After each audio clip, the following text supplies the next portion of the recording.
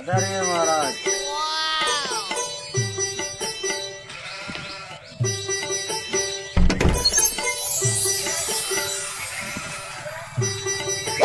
सेनापति की जरूर देश महाराज देश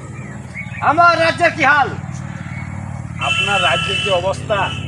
আপনি তো থাকেন না থাকার প্রশ্নের বাইরে হংকং লংকং আমেরিকা দুবাই তো আমি থাকি আপনাকে টেলিফোন করি তো খুঁজে পাওয়া যাচ্ছে না মহারাজ। তারপরে আমাদের হালের এই গরিব লোকের অবস্থা যে খারাপ হয়েছে কি বলবো আর